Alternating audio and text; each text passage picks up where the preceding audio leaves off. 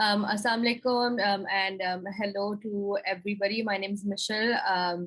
I know the pronunciations and the spellings might confuse everybody, so just to clarify, I firstly would like to really thank Scholar Network, Mr. Roman, and everybody for giving, on behalf of Akhuwat Foundation, for giving us all this platform to really present the work that we are doing and sharing the story that we have been experiencing on ground. So I wanted to share also a small video. So I'm just going to try once and see if it's working. Otherwise, I'll just start with the presentation. It's a YouTube video, so just let me know if it's working or not. Wherever you see, you just... Can you hear it? Yeah? Okay, great. So I'm just going to play. It's a 3-minute short video, and then you can see water.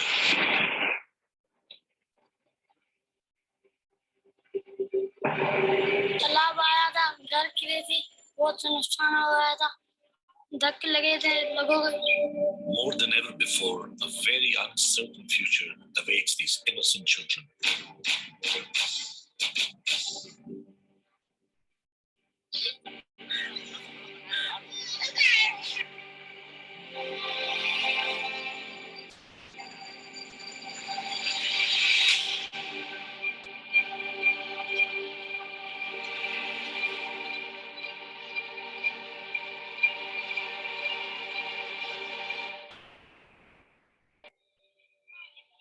So I asked the ladies, what is there to eat?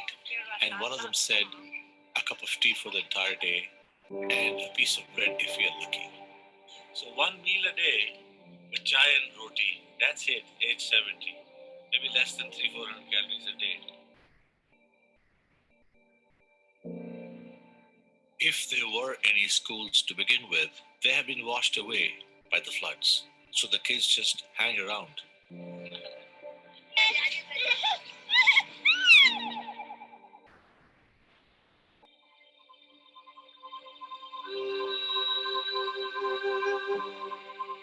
Gorgeous little girls, still smiling, still laughing. It's amazing, just amazing.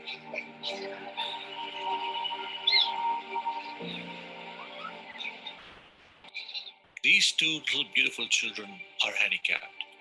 They live with their mother in this broken shack.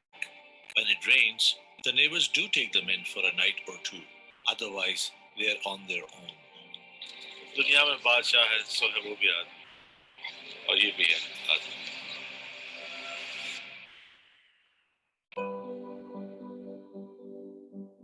और सजावल से Thutha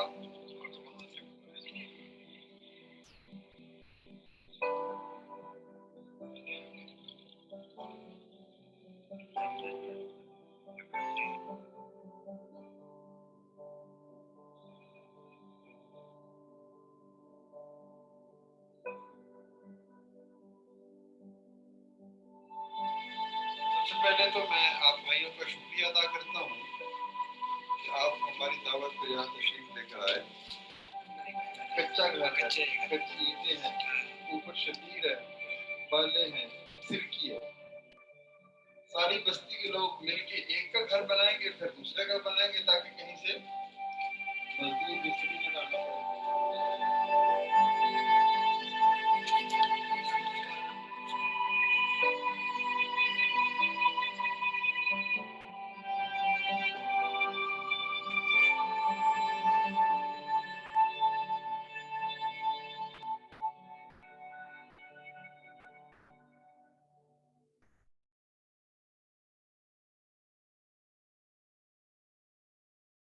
All right, so just let me just video. Okay, so this is probably the 15th or 20th time that I've watched this video, and each time I get goosebumps. And that's not because I work with Akhuwat. To give you a bit of background, I've been working with Akhuwat ever since I graduated college, and it's been 3 years. But it's because of these stories and the emotion in the eyes of these people that they see some kind of hope in people like us. And when I say people like us, it's not Akhuwat, it's people like you who are coming out here to excuse me, provide help and provide relief to these people who are suffering a calamity which is larger than our imaginations. So I'm just going to share a brief presentation to just go over the kind of work that Akhuwat is trying to do to kind of put into perspective what we have taken on and what you can maybe help us with. Just let me know if you can see my screen, if everything is visible.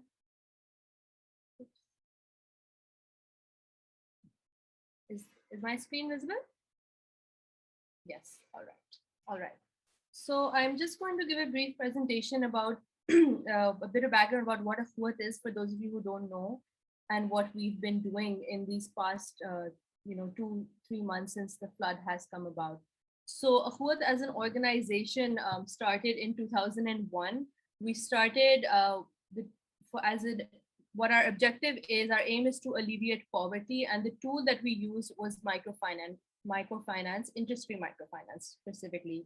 Today, we are the world's largest interest-free microfinance organization. We have helped over 4 million families across Pakistan.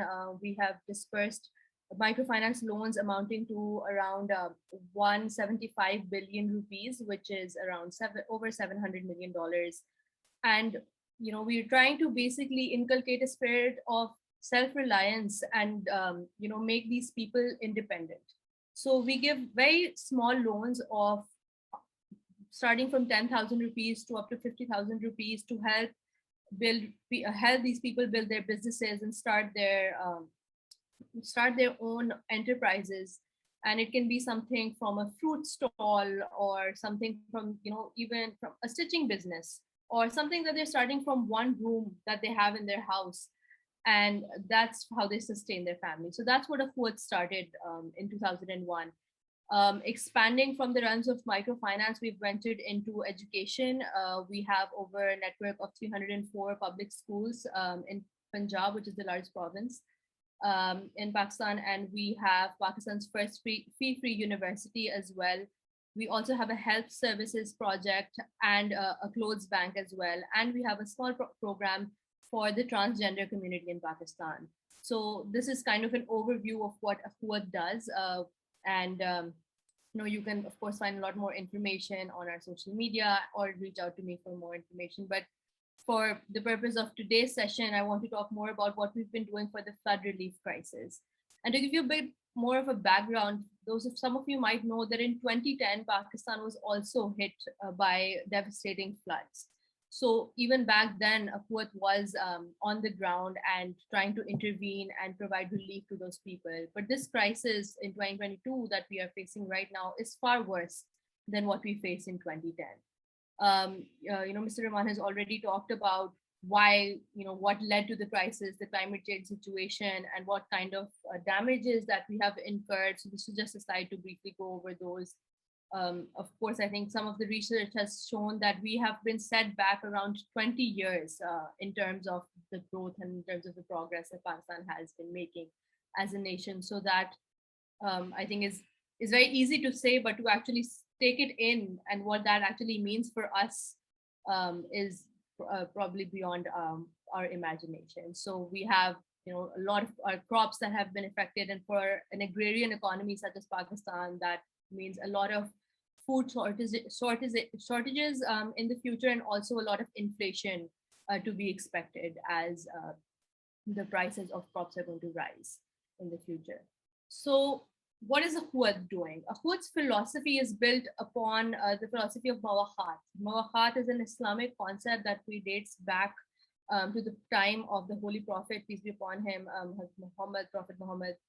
And it's a very simple philosophy to put into words. It's basically forming a bond of brotherhood between those who have and those who have not. So, when we think of those people who we want to help, we don't think of them as beggars. We don't think of those people who have less than us, but we think of them as just people who need a helping hand. We think that we, by a mere stroke of luck, have some more resources, and just because of that pure notion, it is our responsibility to help those. So hence we form a bond of brotherhood between these two haves and have-nots, and this bond of brotherhood is called Mawahat. So all of Akhuwat's programs are going to be built upon this philosophy, and any employee of Akhuwat that you see, and we don't even use the word employee, we use the term volunteer because that's also one of the pillars of Akhuwat, will really keep, echoing this ethos is of brotherhood and of Mawahat. This is the reciprocity, the cycle of reciprocity that we really try to send across and try to inculcate in all of the people that we come across. So, in terms of the flood relief efforts that we are making on ground, so through our microfinance network, Akhuwat is going in through two phases. So, our microfinance network, we have we have our presence in 400 cities across Pakistan. We have 800 branches. So through those 400 cities, what we've done is that we're using those as hubs. And in the nearby areas where the floods have affected the people and the lands, we are telling our workers over there to identify families who have been affected and the relief that has reached us through our donors, generous donors like yourselves. We're getting the relief to us, and we're going and dispersing them to the people. So the relief efforts and the rescue efforts have almost been phased out now, and we're moving towards the second phase, which is rehabilitation. I'll show you in the next, and this is the progress of the relief efforts which we've done to date. So in these, we have distributed ration bags, which include basic things like flour, like lentils, like rice, some basic food that a family of 4 or 5 people need to sustain themselves for at least a month, because everything that they needed has been washed away because of the floods.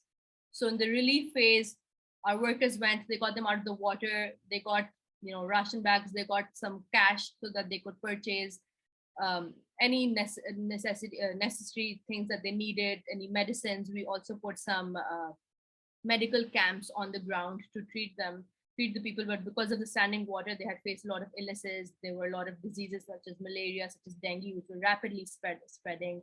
So we had some medical camps where we treated over 3,000 patients by now. We're distributing freshly made food packages, and we're also distributing clothes.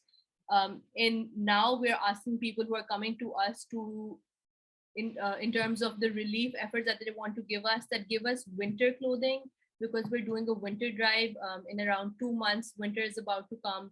So now what they need are blankets, they need sweaters, they need socks.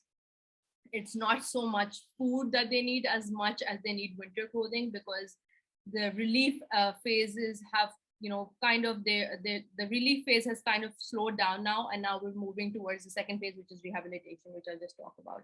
These are some pictures of our volunteers on ground.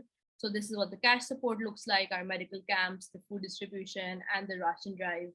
On ground, and I think we'll talk about this more in the panel discussion, that it's been a really tough journey to actually get these relief efforts on ground to the right people, because the roads and the infrastructure has been destroyed on such a large scale that to actually get these get all of the ration bags and all of the goods that we had to the right people took a lot of effort. And so we've been working with the government also to actually do this in the most efficient way as possible. The way forward for us is rehabilitation, and that's what would be our appeal to even friends of the Scholar Network as well, or anybody who's listening to us right now. And that is that these people right now, and you saw them in the video, their houses have been washed away.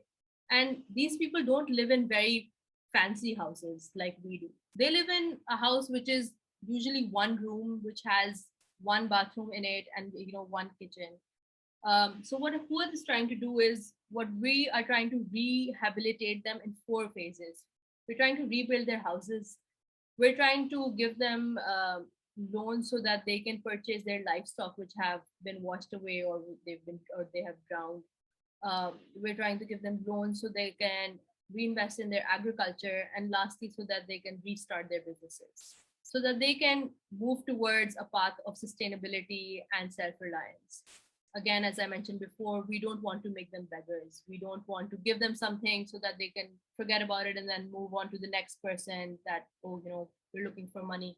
We want to give them something which will make them stand on their own feet and make them independent. So interest-free microfinance is our avenue. So we give them very small loans of 100,000 to 300,000 rupees, and that's roughly, given the current dollar rate, I was just looking, $400 to $1,200. And you might think that what is that going to do because for someone like us, that might not be a large amount, but for these people, that is enough to rebuild their houses, because they live in the kind of shack that you saw on the screen. That's what we're trying to tell them as well, that the materials that they have already, and some of them actually still have the materials on ground, that they build their houses from the kind of materials which are not that costly. So the amount that we're going to give them, they're actually going to be able, and we're also going to help them in building the houses. They actually help each other and form a brotherhood, network of brotherhood, and build each other's houses together. So that's what we're trying to do now. We're trying to rehabilitate them. So by the time in the next 2 to 3 months when winter comes, they at least have a shelter over their head for their children. And that they have a safe space. They have 4 walls in which they can be inside. So that's what Akhuwat's been doing up until now. We have a target of, we want to make at least 100,000 homes, and we are confident that with the support of brilliant people like you, that we'd be able to achieve this target as well. So once again, I'd like to thank you all for listening to our story, and thank you for your compassion and empathy in inviting Akhuwat here, and being willing to listen to us and play a part in our journey. So thank you so much. Thank you, Mishal. Okay, this was very moving. Can you take over? No, it's fine. I'll do it. Okay, so it's okay. I think what you're doing is so meaningful, and especially the part in the video where he was thanking them. Yeah.